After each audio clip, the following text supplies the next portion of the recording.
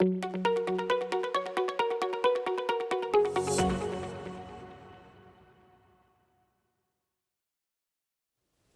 pozdravljeni. Danes bomo spregovorili o temi, ki je zadnje čase še posebej aktualna, o evtanaziji. Vprašanje o tem, ali ima človek pravico odločati o svojem koncu, odpira širok spekter etičnih, pravnih, medicinskih in duhovnih vprašanj. Pomembno je, da k dialogu pristopimo premišljeno, spoštljivo in celostno. Na začetku si bomo pogledali prispevek, v katerem bodo svoj pogled, dvome in osebna razmišljanja na to temo delile študentke in študentje Teološke fakultete. Ali veste, kateri referendum bo 23. novembra? Ja, potekal bo referendum o evtanaziji. O zakonu za prostovoljno končanje življenja. Ja, to je v bistvu zakonodajni referendum o zakonu o prostovoljnem končanju življenja. Ali menite, da bi morala biti evtanazija zakonsko dovoljena? Menim, da ne, zato ker krši temeljno pravico in to je pravico do življenja, katero mora imeti vsak posameznik. Ne. En čist moj osebni vidik je moja glavna vrednota, torej je vera, ker verjamem v to, da nismo mi tisti, ki bomo povedali, kdaj končamo svoje življenje. Ne mislim, da evtanazija nikakor ne bi smela biti zakonsko opredeljena, da tudi ne bi smeli uzakoniti nikoli. Predvsem zaradi tega, ker naša družba strmi k temu, da se zagovarja človekovo dostojanstvo. Ja, menim, da evtanazija ne bi smela biti zakonsko dovoljena, saj imamo vsi, še posebej pa zdravniki, dolžnost, da ohranjamo življenje. Kako bi pa ocenili vpliv evtanazije na celotno družbo, če bi bila pravno dovoljena? Mislim, da je to en začetek moralnega propada družbe in tudi enega slabega odnosa do smrti na splošno. Zdi se mi, da bi evtanazija na družbo vplivala izredno slabo, predvsem zaradi tega, ker bi se izgubil ta neka vrednota človeškega življenja, neka pomoč starejšim ljudem, pomoč invalidom, pomoč ljudem, ki trpijo, in bi se v bistvu tudi to skupino nekako postavili še bolj na rob, kot so že zdaj. Ja, mislim, da je v zadnjih desetletjih postalo jasno, da ko pravo začne dopuščati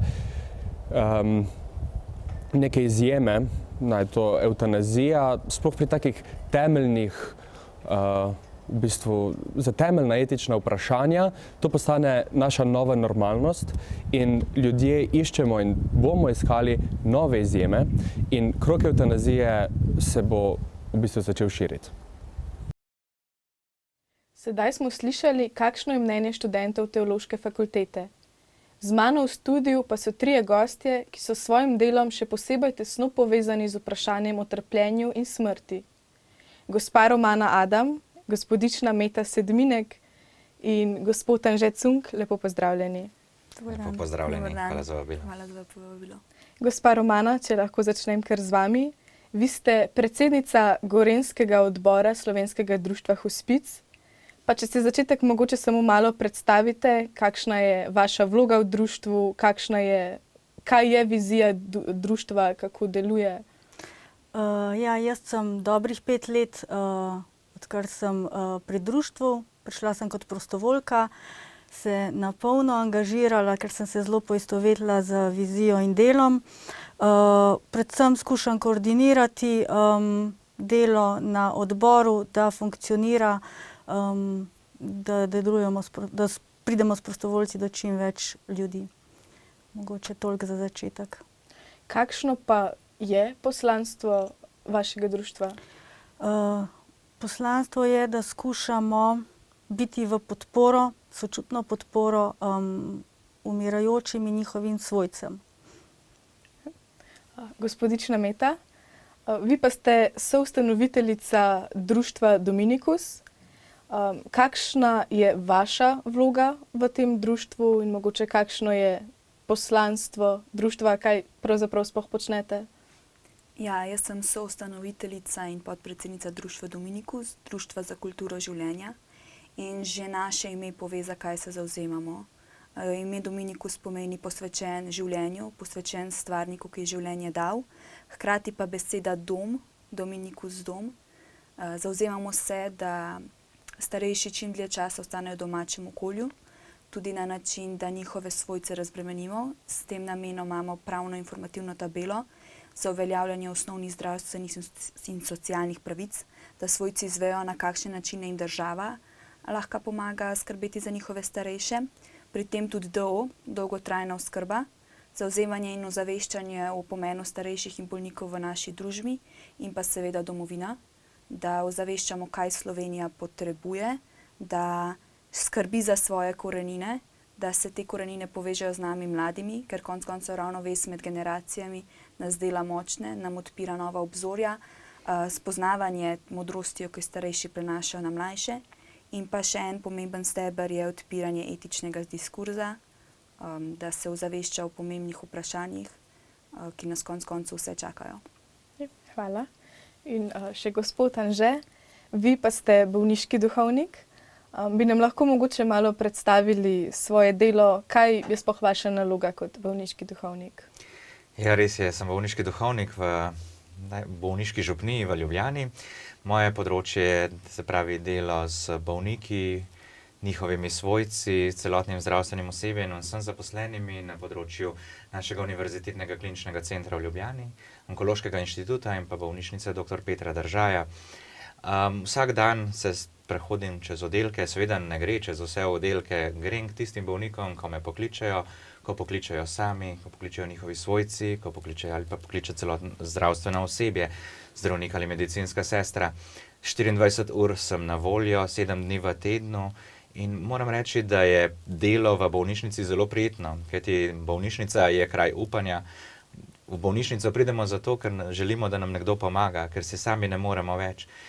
Seveda je tudi kraj smrti, vsak dan se soočamo s tem, ampak ne pridemo tja umreti, pridemo tja po sočutje, pridemo tja po pomoč, pridemo tja po upanje, da nam bo v življenju bolje in da bodo nam ljudje pomagali, ki so za to usposobljeni. In seveda je tukaj pomoč duhovnika zelo pomembna, ker lahko s tem obogati tudi celotno zdravstveno osebje, pomaga pri tem, pomaga tudi včasih pri odločitvah, predvsem pri etičnih vprašanjih, ki zadevajo bolnike in tudi njihove svojce, da daje podporo svojcem, se z njimi pogovori, kakšni so koraki naprej, kako sprejemati bolezen, kako sprejemati trpljenje, kako se soočati s trpljenjem in kako se pravzaprav tudi boriti z boleznijo še naprej. Hvala. Gospa Romana, kako v vašem društvu pomagate bolnikom, da se soočijo s svojo boleznijo?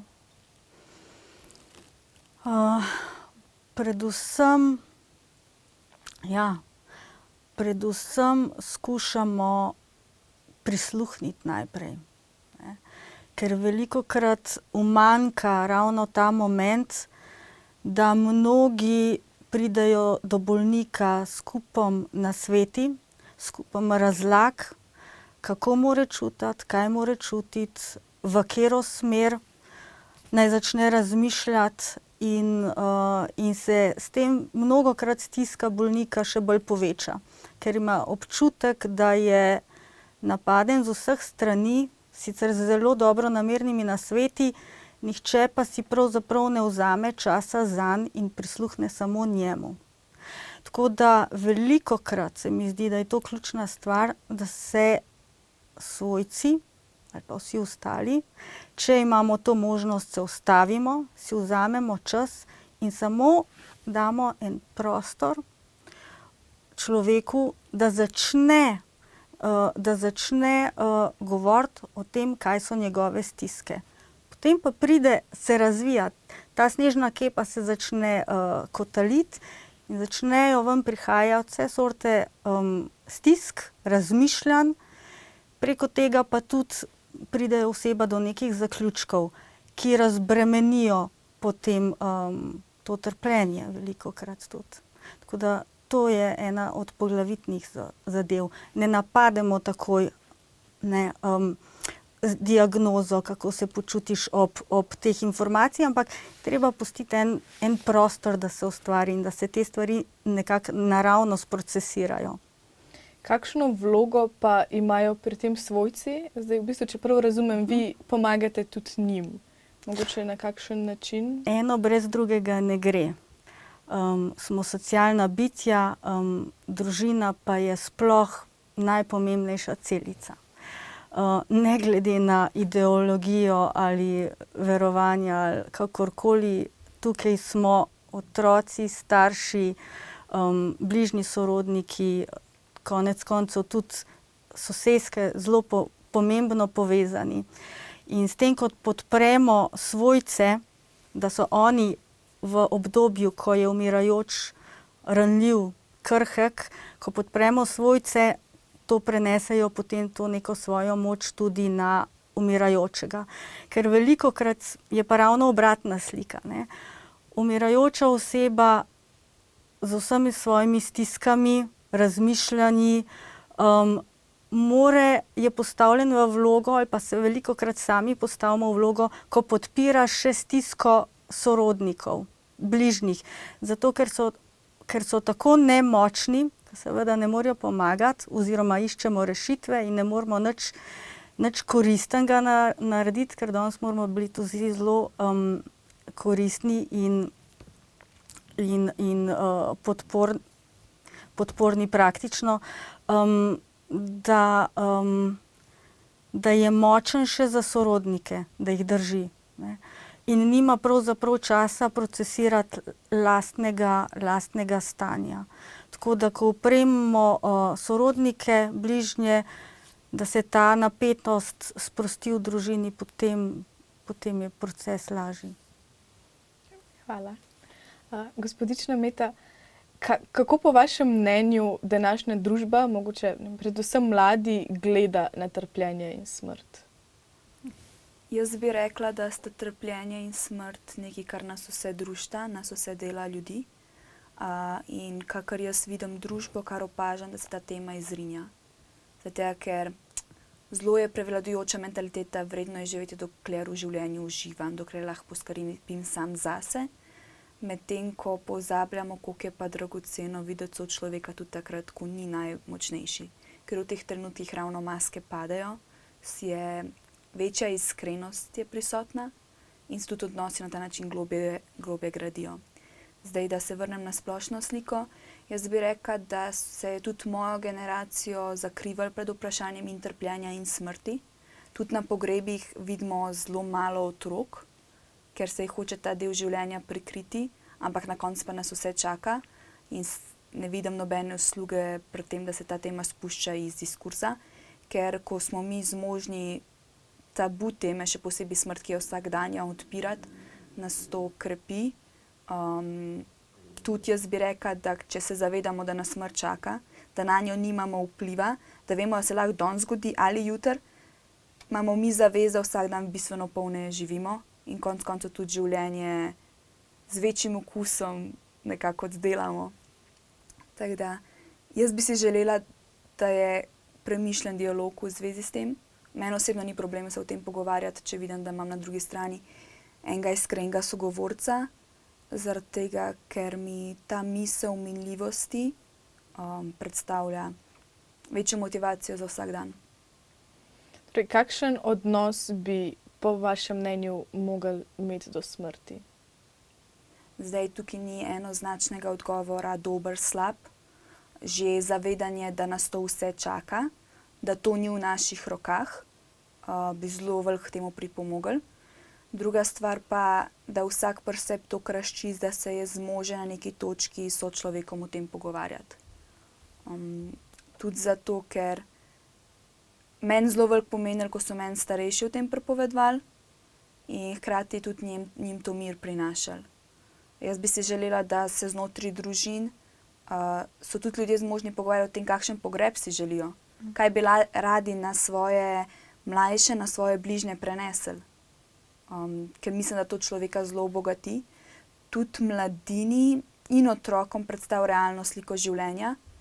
In to je glih ta vez med generacijami, med mlajšo, med starejšo, da se ustvari, da vidi mlad človek, da je življenje še po maturi, še po izpitnem obdobju, še po tem, ko si mlad, pa aktiven, pa fizično bolje sposoben.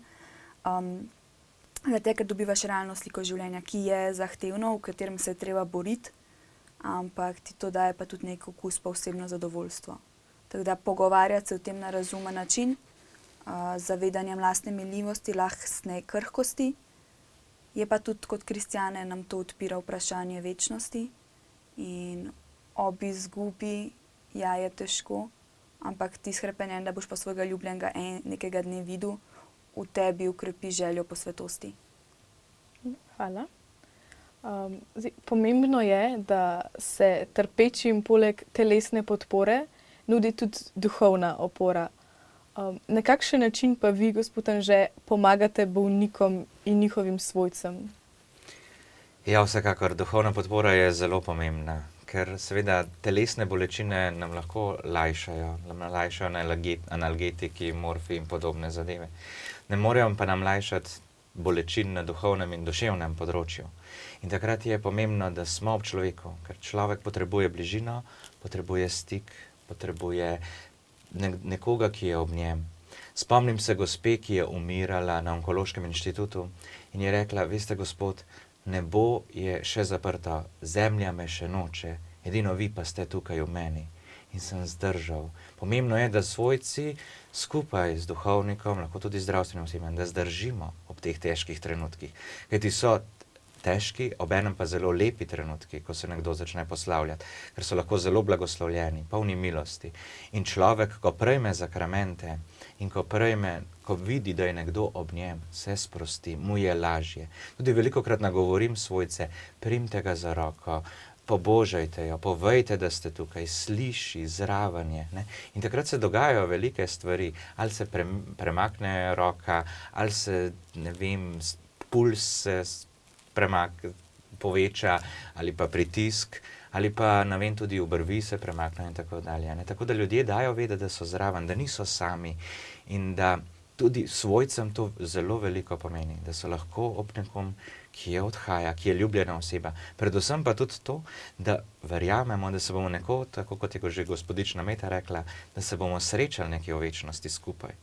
In nas navdaja to z nekim veseljem. Kajti verni in neverni, pa bolje rečeno konfesionalni in nekonfesionalni, vsi verujemo, da se bomo nekje srečali, pa naj bo to v nebesih, naj bo to nekje za Maurico, nad oblaki, kjerkoli in kakorkoli že to poimenujemo. Vemo, da se bomo tam z ljudmi srečali, da so to naši ljudje, da so to naši ljubljeni in njihovo življenje se nadaljuje. Kajti, seveda, tukaj na zemlji smo samo eno kratko poglavje v primerjavi z našo celotno večnostjo. Kaj je to od 1 do 100 let, ali pa mogoče malo let čez 100. Ampak najdaljše poglavje, ki nas pa prav vse čaka, je pa prav gotovo večno življenje. In tega pa še ne poznamo, nam je neznanka, zato nam je tudi mogoče kdaj v strah, ampak predvsem pa upanje, da se tudi s temi ljudmi še srečamo. Gospa Romana, kakšne so pa vaše izkušnje z ljudmi, ki umirajo, pa njihovimi svojci? Mogoče kako sprejemajo to dejstvo smrti? Tukaj bi se kar navezala na svojega predhodnika.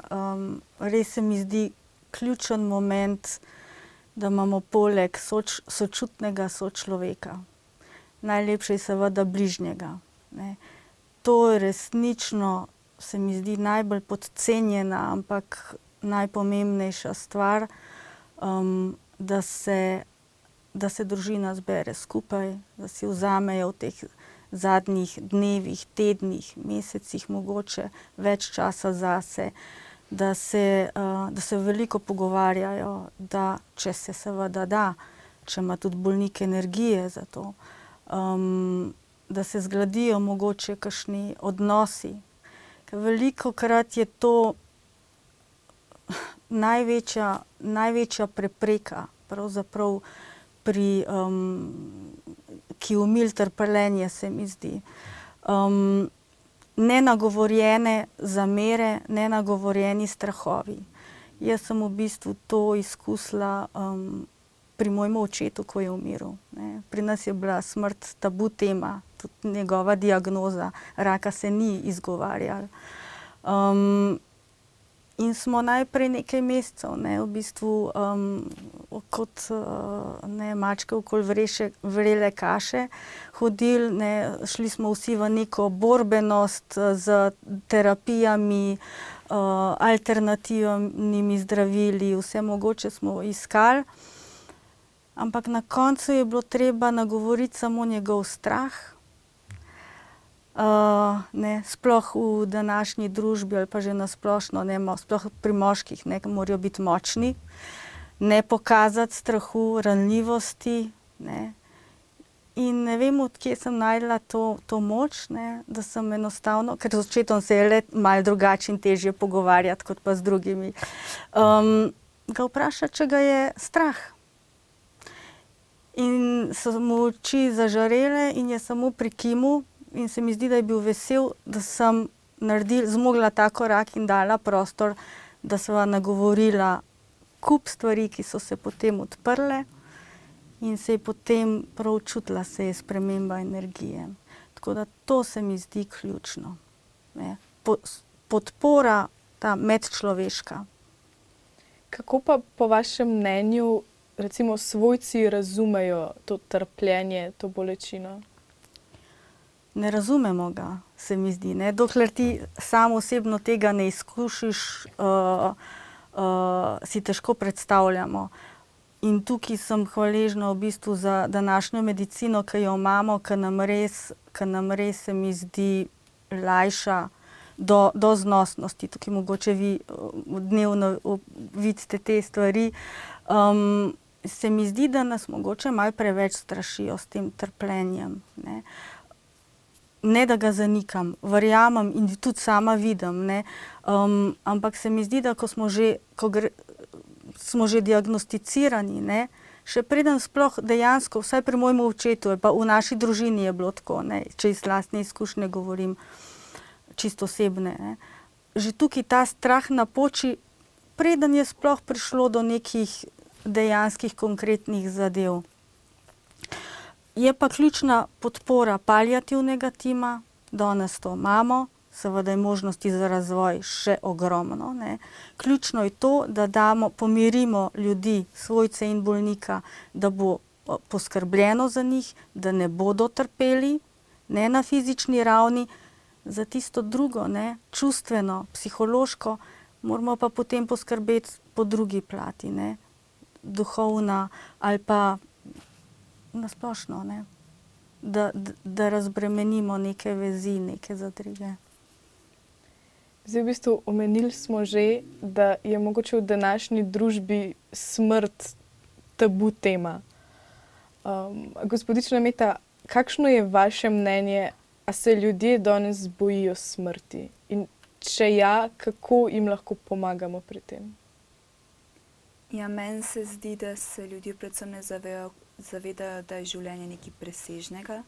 Nekaj tako presežnega, da niti ne znamo definirati, da niti ne razumemo. In posledično zaradi tega, ko pridemo do smrti, nimamo nekih vzvodov, kaj bi to lahko bilo. Teda jaz bi rekla, da strah je pred tem tudi med soočenjem, da boš mogel pogledati nazaj na svoje življenje. Jaz bi rekla, da strah pred smrtjo je tesno povezan s strahom pred realnostjo. Ker smrt je realnost in bolj, ko se od tega beži, težje se je pol s tem soočati. Zdaj, malo sem pozabila, kaj bo vaše drugo vprašanje. Torej, kako bi v bistvu lahko pomagali ljudem, da se smrti ne bi bali? Prvo, da na nek smiseln način odpiramo dialog o tem, da dajemo vrednost življenju kot najvišji vrednoti, ki to je, ker iz tega vse ostalo izhaja. Brez življenja tudi zdravje nima nobenega smisla. Druga stvar pa je to, kar je že predhodnica omenila, da se jim omogoči pa dostojna smrt. In s tem ne mislim na evtanazijo, ampak mislim na urejen zdravstven sistem, da se tistemu, ki odhaja, da odhaja v miru, spravljen s svojimi bližnjimi, da v zavedanju, da bojo bližnji za njega poskrbeli, da pa če svojcev nima, bo država imela tukaj smiselno regulativo, neke možnosti, da se bo vsem za njega poskrbeli. Torej, da na smrt odgovarjamo z vrednostjo življenja, v zavedanju človekovega dostojanstva in pa z aktivnim delom na tem, da se tudi to zadnje obdobje življenja da urediti, da kar je v zakonodajni moči, da se pripravi, kar je pa v zavedanju, da bo vsak umrl spravljen s seboj in z drugimi in da se bojo njegovi bližnji naslednjega dne lahko pogledali v ogledalo. Jaz vem iz osebne izkušnje, moja pravi mirno spi in vsake znova pove, koliko je vesela, da je njen mož umrl doma, da je umrl čist, negovan in pa da smo mi bili v njem in spravljeni z njim. Hvala. Kakšne pa so vaše izkušnje, recimo kako zakramenti, ne vem, obhajilo, spoved, bolniško maziljanje, kako vplivajo na ljudi, ki umirajo? Zakramenti v teh sklepnih fazah življenja zelo močno vplivajo na pacienta samega, vplivajo tudi zelo močno na svojce, ki so zraven. Vedno tudi priporočam, seveda z izjemo svete spovedi. Sveta spoved je samo med duhovnikom in človekom posameznim, ampak pri ostalih zakramentih, kot sta obhajilo in bolniško maziljenje, pa želim, da so ljudje svojci še zraven, da vidijo, kako vpliva zakrament. Ker dejansko človek se pomiri. Takrat je spravljen z Bogom, spravljen je samim sabo, spravljen je tudi z bližnjimi. In to je zelo pomembno. In se umirijo, se prepustijo. Še vedno ostaja upanje, da na boljše, vsekakor, to ostane v nas do konca, to je najmočnejše čustvo ali pa najmočnejša želja, ki je v nas, vedno upanje na boljše, ampak vsekakor pa nas zakramenti pomirijo in pomirijo tudi svojce. Povejo, kako lepo je bilo prisostvovati pri temu. Ker načeloma se ga bojimo. Že tako imamo ljudje, smo kar v strahu, ko pride duhovnik, takrat se je pa potrebno pripraviti na smrt. Ampak jaz moram reči, jaz smrti ne nosim sabo in je tudi nimam. In tudi večkrat to ljudem povem. Pa tudi rečem, a veste, kolikokrat sem že jaz živ prišel iz zdravstvenih ustanov ven. In poskušamo liti upanje. In ko vidijo, da se to začne spreminjati, da tudi čudežno ozdravljajo po zakramentih, jih potem prejmemo. Tako da res želim, ker ti bolniško maziljenje prejme lahko vsak človek 2-krat letno, kajti imamo stiske, nekaj, kar se dogaja v nas, v naši notranjosti, to vse pomeni, da potrebujemo zakrament. Kajti Gospod nam je dal to možnost, kajti ozdravljajo duha, dušo in telo in zakrament vedno nekaj ozdravi. Seveda, ko mi pomislimo na zdravje in naprej telesno zdravje, nikoli pa ne pomislimo na duhovno in duševno zdravje, kar je pa tudi v bistvu zelo pomembno. In zato priporočam zakrament čim večkrat prejeti, vsaj 2-krat letno, bolnim pa večkrat pred diagnozo, pred operacijami, po operativnih posegih, ko se zdravstveno stanje poboljša, ko se poslabša, lahko pa večkrat to prejmemo. In naj omenim samo en primer, eno izkušnjo. Prišel sem 9-letnega fantka, ki ni bil krščen in je pred smrtjo sam zaprosil za zakrament krsta. Sem prišel k njemu, sem ga krstil, sem ga mazilil in potem sem mu dal roko in sem rekel, veš, od danes naprej si pa ti tudi malo moj. Ker od danes naprej smo mi 2 brata, molim zate in povezani smo z Gospodom. In ko sem to rekel, takrat je izdihnil, takrat se je fantak pomiril in se preselil v Jezusovo naročje. In prav to sta občutila tudi starša. Seveda trenutki so bili izjemno težki, pa ko smo se kasneje popoldan starši dobili, je rekla, mamica je rekla, veste, samo še to je čakal. In to delajo zakramenti. Ali nam dajo, nam umirijo našega duha, našo dušo, ali pa tudi pozdravijo telo. Naj povem samo še en primer. 82-letnega gospoda, zdravnik je predlagal medicinski sestri, naj pokličejo svojce, da se Gospod poslavlja. In ko so svojci prišli, je rekel, pa še za vsak slučaj pokličite duhovnika, če bi ga želeli.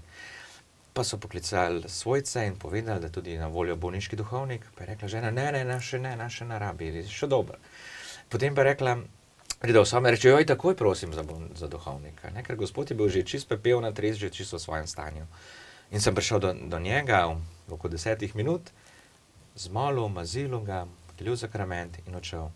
In naslednje jutro me kličejo iz oddelka, pravijo, Gospod, vam moramo povedati. Ko je prišel zdravnik naslednji dan v službo, je vprašal, a ste se po noči poslovili od Gospoda. Pa je rekla sestra, ne, pejte ga pogledat. Gospod je, sedi, govori, po moje bo šel kmalu domov. Je rekel, ne, mogoče, to ne govorimo o istem, Gospod. Je rekla, ne, pejte ga pogledat. In kaj ste počeli z njim? Je rekla, ne vem, župnik je bil ta zadnji, pa ne vem, odkud njega vprašate. In res je potem bil gospod odpuščen še iz bolnišnice, koliko časa je pa potem še živel, to pa žal ne vem.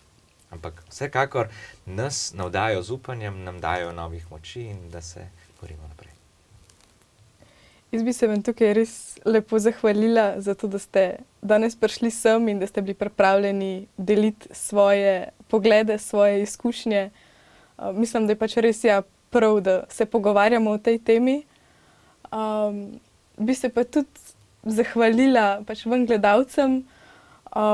In tako, kot so omenili že naši gostje, se mi zdi pomembno, da drugemu stojimo ob strani, da se pogovarjamo in da smo si v oporo. Hvala, ker ste bili z nami in se vidimo naslednjič.